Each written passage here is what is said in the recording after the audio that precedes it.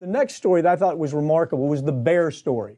Okay, you got a product, it's Essure. It's for women, it's to avoid pregnancy. It's not a birth control pill, it's a birth control mechanism that's supposed to avoid pregnancy.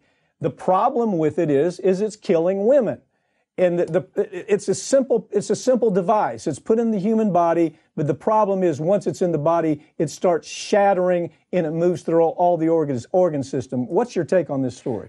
This particular story, which I'm actually kind of shocked that CNN did this in a massive expose a few days ago. But they dropped it on the weekend so nobody could see it. Yeah. But anyway, Essure, the story of that is it's this small metal device that has these little spirals on it, gets implanted in the fallopian tubes, and just like almost every other medical device we see get implanted in bodies, it breaks apart. And those little tiny metal shards implant themselves in the uterus and the ovaries, fallopian tubes, the bowel, anywhere they can get their little prongs into.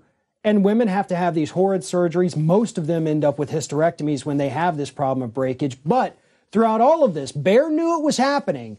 And Bayer knew that they had to come up with a way to negate this negativity around it. So what they did was they spread around $2.5 million to 11,850 different doctors in this country to get them to prescribe Doctors this. basically are getting kickbacks to use this product. Right. One woman in particular was at the head of the game. They paid her, $150,000 to say, why don't you be the person that goes around the country talking about what a great product is. She didn't have the information to even make a decision on the product. The clinical data that was given to her was probably phonied up by Bayer. We see that all the time.